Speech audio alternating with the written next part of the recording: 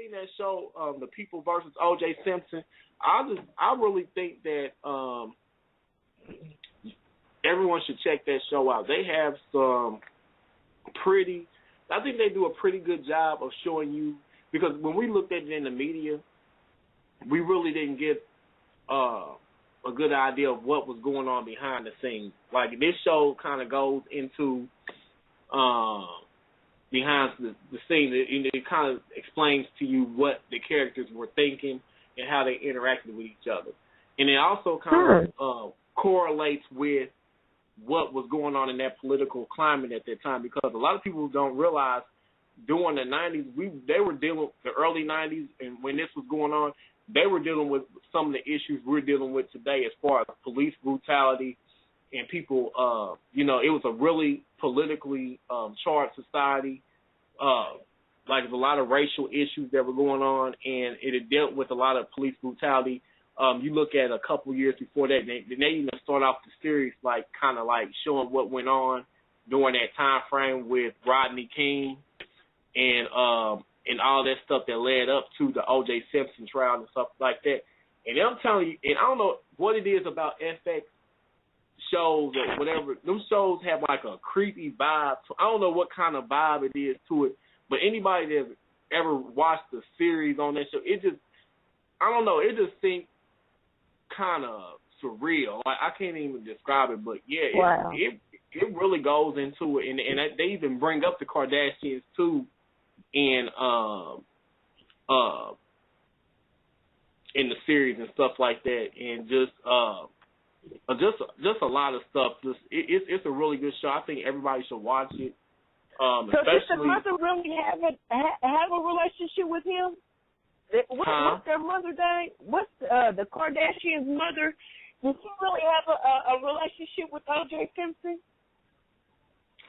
I'm not really sure, because I don't really know much about it, but I just know that they brought that up in the show, and they had the Kardashian kids in there and stuff like that.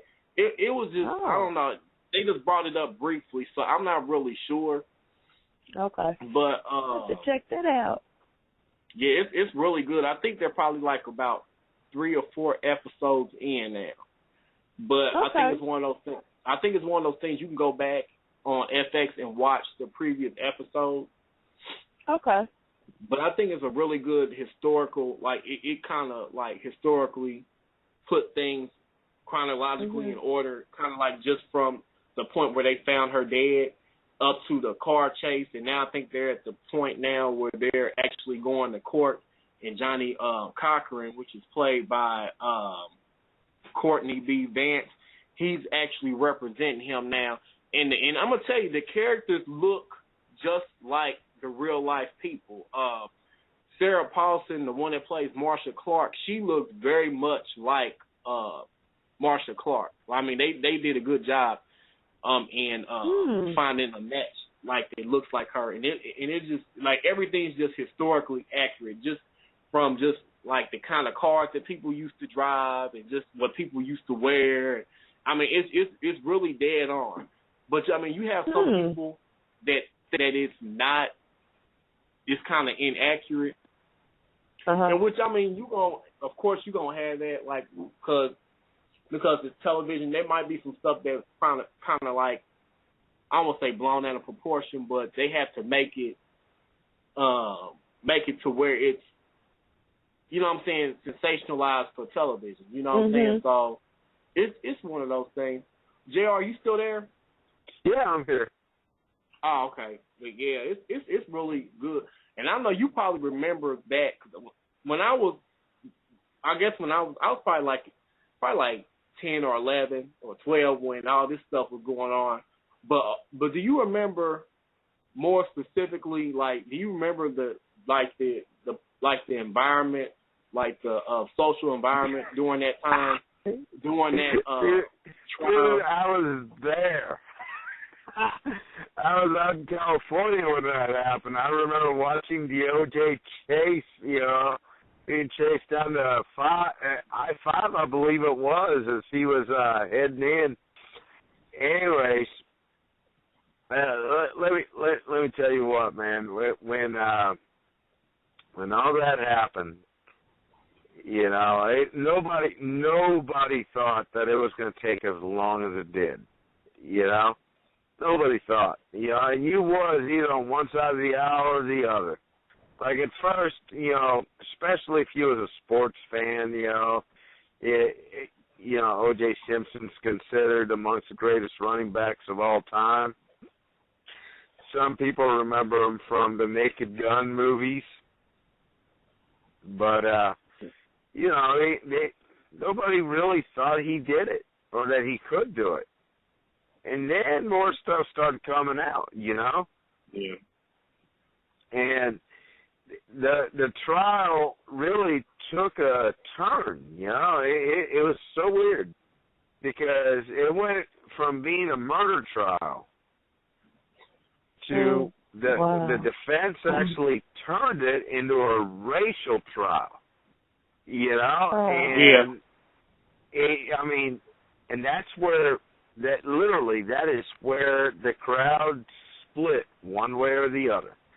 You know, while the LA riots were going on, I mean, we weren't allowed off base, and the ones that were called out to uphold martial law during the riots.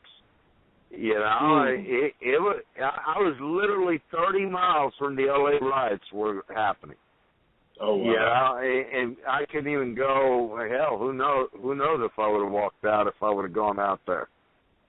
But yeah, you know, I mean, I personally, as a gambler, I had my money on Cato. I thought Cato's the one that did it. Yeah, he was just hey, are you kidding me? You know, a family friend living free of charge in the guest house. Oh, of course, Cato did it. You know. Oh man. But yeah, whatever did happen with Cato Kalin? Anybody know? I ain't seen or heard anything from him since. But yeah, I mean, it was. What's that? Mm-hmm. No, I was just saying. I said, you know, looking at it now today, man, and you know, OJ, he got a little bit beside himself, and that's why he's in the situation he is now. And I don't feel sorry for him. He's sitting in jail, in prison now, because you know, I don't remember the situation exactly, but you know, you start getting beside yourself because you kind of feel that you got away with murder, so now you can think that you can just run up on people and do this, that, and the other. And then you write books talk about exactly if I would have happened. done it, I would have done this, that, and the other, and X, Y, Z. I mean, you started getting kind of ridiculous with it. So, you know, them people going to sit back and lay low and watch you, you know, dig a ditch for yourself. You knew they was going to do that. Hey, look, not only did O.J. get away with murder, the man must have sprayed himself with Teflon because he was literally untouchable, okay? Not only did he get away with murder, but then Nicole's family and what the hell was the name of that kid that got killed too, her little side dish. What was his name? Anybody remember? No, I don't remember. No. That waiter that she was messing around with, that he was the other person killed. Yeah. Ryan Goldman? Well, yeah, something like that. Yeah, and not only did he get away with murder with both, okay, but then when both families ended up suing O.J. on a wrongful death lawsuit, okay, the murder charges are done, okay. Now it's a wrongful death lawsuit. That's a civil suit, okay. They could not touch O.J.'s pension, okay. They could only touch any new incoming money that O.J. had, which is why O.J. didn't write a book, didn't sell, you know, didn't go into do any more movies, didn't take a job, you know, being a color commentator for the NFL or anything of sorts, because any new money he would have made would have gone straight to the families, right? So basically, he's just sticking it up their asses, saying, yeah, fuck you, I'm shooting golf over here, living off my NFL pension, and there's nothing you can do about it. So then he's basically, we end up learning that he's out of his mind, and he decides he ends up selling some of his stuff because he was running a little low on money. And what's he do?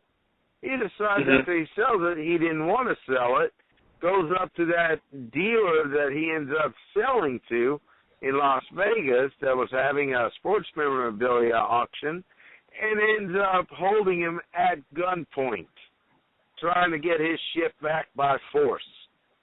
Mm-hmm. So the judge said, I've had enough of you, and basically sent his ass to jail for pretty much the remainder of his life. He's going to be in there for a while.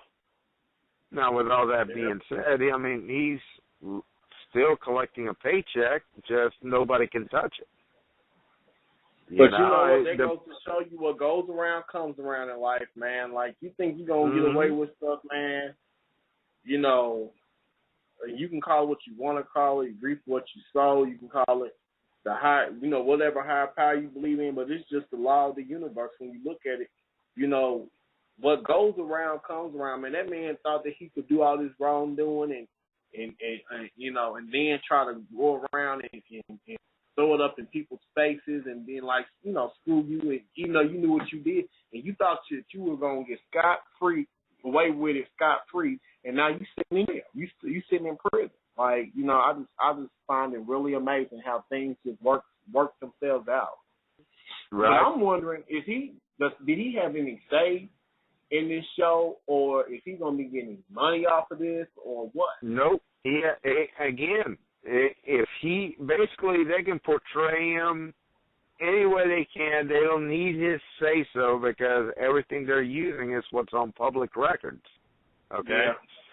So, if he gets any kind of royalty out of it, he'll never see it. It's going to go to the Golden family and Nicole's family, Mm. He will never see a dime of any new money that his name makes. Wow.